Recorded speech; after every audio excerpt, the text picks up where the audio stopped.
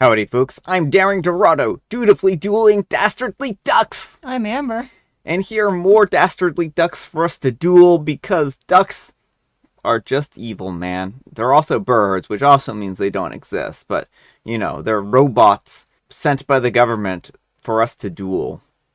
What are you? Me, I'm a swordfish. And that's why I can duel well. Let's Makes get sense. started. Alright, folks, and our first letter is titled, Am I a jerk for taking my daughter away and telling my ex that I expect him to support me financially while I look after her because his partner wouldn't make her tea? I'm a 35-year-old female, and I have a daughter, Kelly, a 16-year-old female, with my ex-husband, Josh, a 37-year-old male. We separated when Kelly was 10. Since then, Josh married again to Lily, a 30s female. Kelly mostly stays with me, but she also has her own room at Josh's house, which is significantly bigger than mine. It's important to note that Kelly is not really a picky eater and usually cooks for herself as she enjoys cooking and trying new things. However, she is very particular about how she wants her hot drinks done, like hot chocolate with milk only and no water, or tea without any milk or sugar, as she collects different types and feels adding milk or sugar ruins it. Now, unfortunately, Kelly had to go through an operation and currently can't move by herself and needs help. Josh suggested to have her stay at his house as he has more room and Lily can look after Kelly while he is at work since she is a housewife. They don't have any children together. Lily also agreed that this would be for the best. Both me and Kelly went along with this plan as I won't be able to be with her 24/7 due to my work and lack of cover. And I won't be able to afford being off of work for as long as I have to, as I need to pay for her operation alongside with other medical bills. It was a week on Friday since Kelly was staying at Josh and Lily's, and I would spend time with her in the evenings, when Kelly called me and asked me to take her home. I have asked what was wrong, and she told me that Lily kept messing up her drinks and serving her drinks that she can't have, like coffee, due to her meds. And when my daughter tried to raise it with Lily, Lily said that if Kelly doesn't like it, that she can make her own, knowing perfectly well that my daughter is currently bedbound. I took her home, and I have told my ex that I'm expecting him to cover the medical bills and some of my expenses since Lily failed to do her job and her treatment of Kelly. I have refused to give them a second chance, despite Josh asking me to, and was called a jerk by him and my in-laws. Alright, folks, what do you think?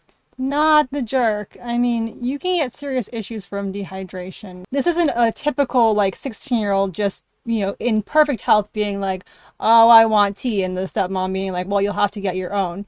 This is someone who cannot get out of bed, who is in a very vulnerable position, who is being told, no, you have to go make your own if this isn't good enough. Who's being given stuff she can't even drink. Yeah.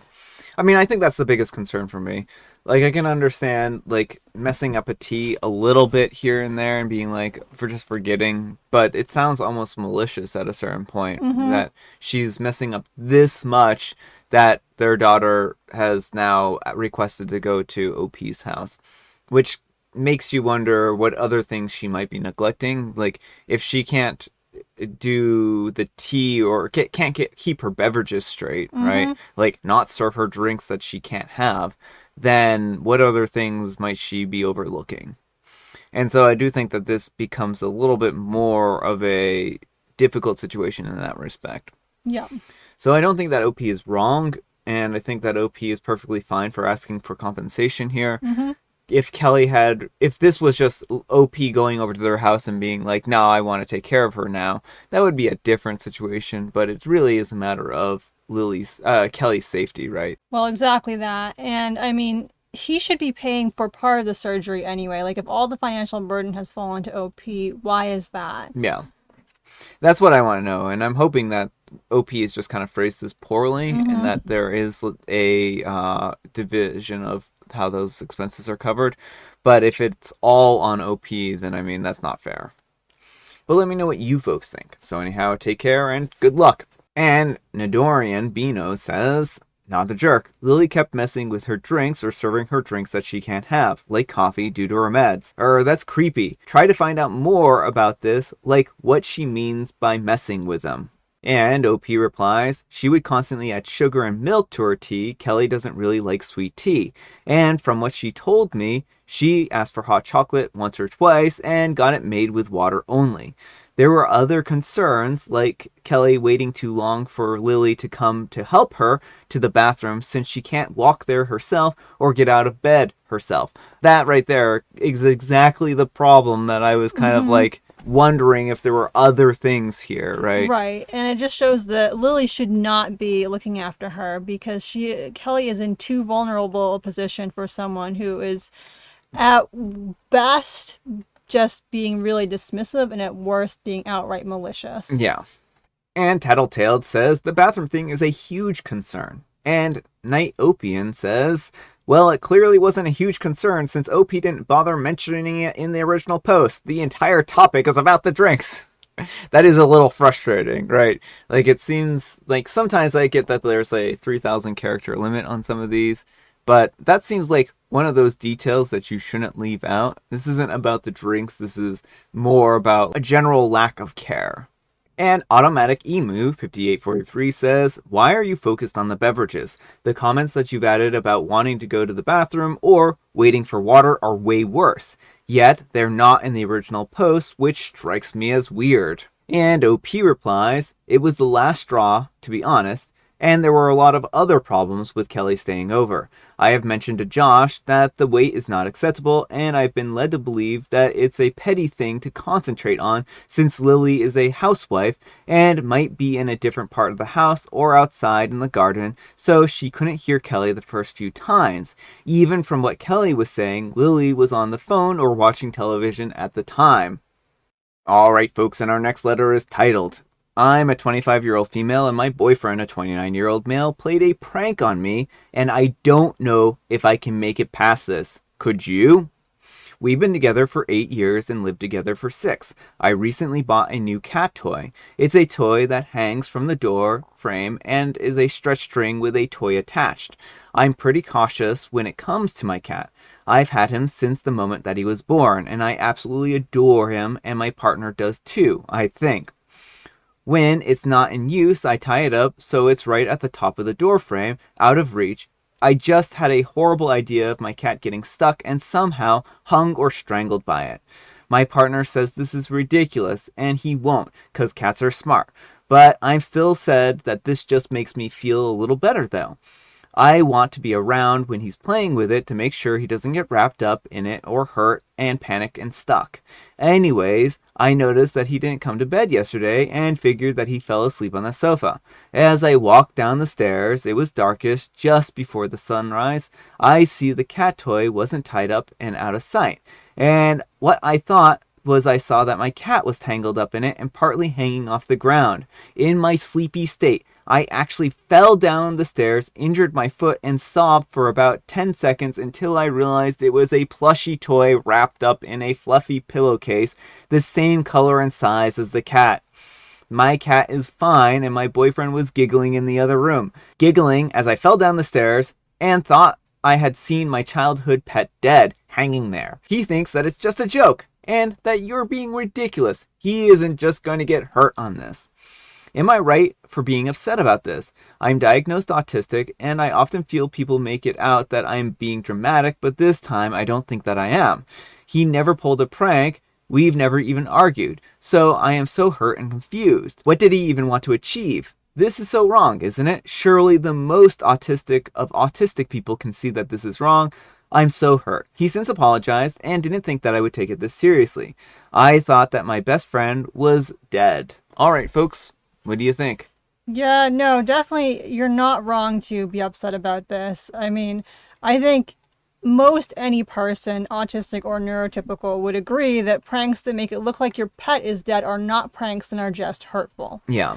And I think that's the real harm here. Like, you have a concern, and sure, it may not be a high chance that the cat would get tangled up in that, but things happen. Like my brother's cat, we had these radiators in his old apartment, and his cat Beans twice got his toe stuck in the radiator cover and flipped upside down, just because, things happen sometimes that you don't expect. And so, yeah, it was just so horribly cruel, and I don't blame you for being upset. So I want to ask the boyfriend, what does it hurt putting the toy up, right? And having the cat only play with it with supervision.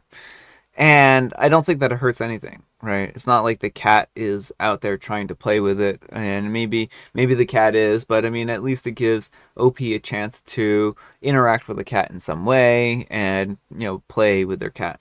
So I don't think that there's any harm that could come from this. And the alternate is, what's the harm of leaving it down? Well, there is an off chance that maybe this could injure the cat, and I think that you do have to consider that. And if this is a concern enough that it's going to make OP worry through the day and potentially, obsess about it, then, it's better to just kind of keep it put up out of the way and not have that weigh on her mind.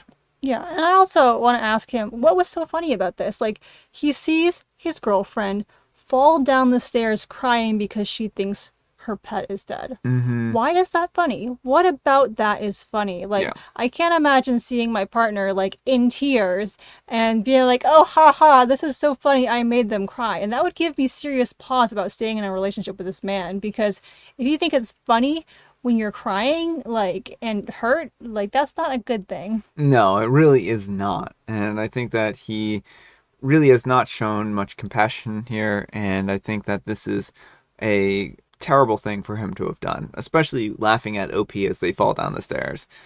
Makes me wonder what other things might be in store for OP in their future. But let me know what you folks think. So anyhow, take care and good luck. And Molly Ye says, the prank is concerning, but what's more concerning is his reaction. You were sobbing while he was giggling in the other room. Nobody should be laughing while their significant other is sobbing. And Emmer Does Not Trep Me says, it's this for me. That prank didn't really end immediately when OP fell down and got hurt. This was it for me. This man heard you fall, heard you get hurt, and he heard you sobbing from a broken heart, and he laughed in the next room. These actions are 100% unconscionable, wholly unacceptable, and absolutely not the actions of someone who loves or cares about you, OP. Alright folks, and our next letter is titled, Am I a Jerk for Refusing to Pay for My Brother's Wedding After He Excluded My Wife? So here's the deal. My brother is getting married, and he's been planning this extravagant wedding that's way beyond his pay grade. He asked me to help out financially, and because we're family, I agreed.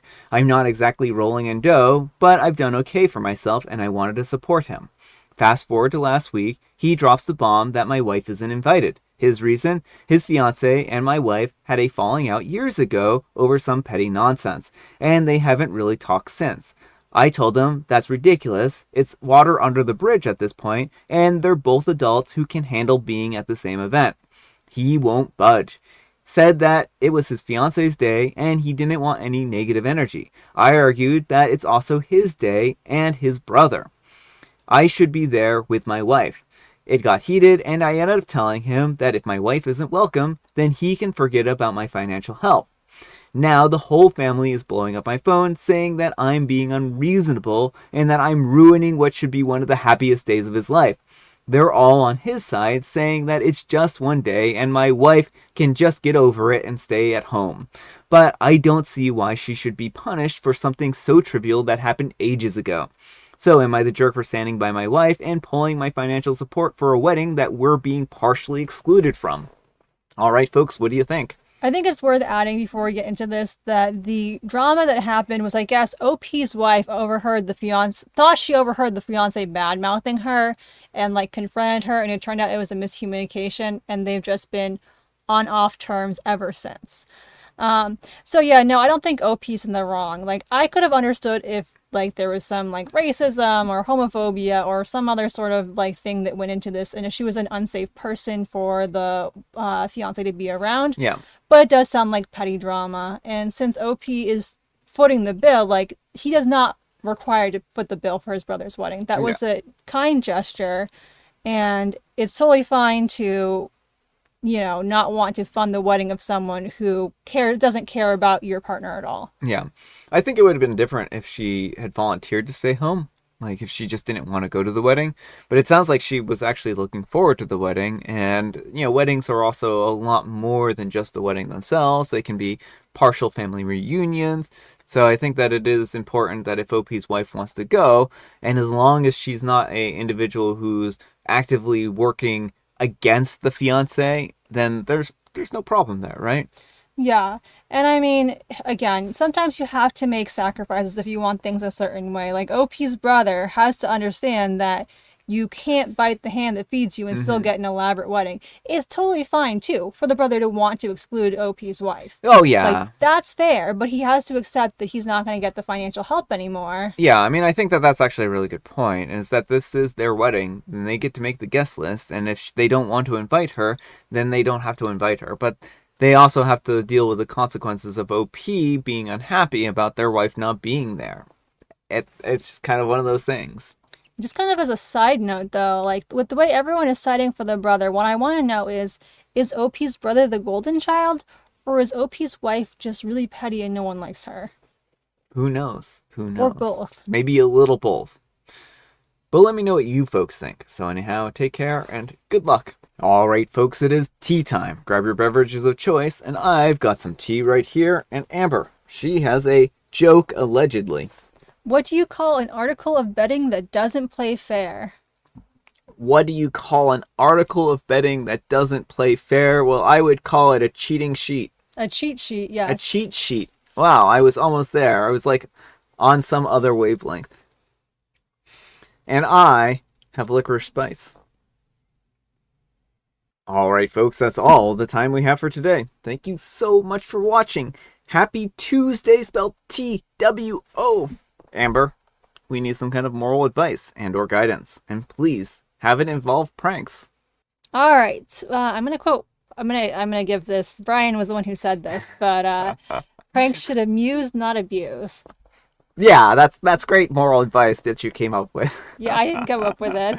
Thanks so much for watching, and we'll see you all tomorrow. Bye.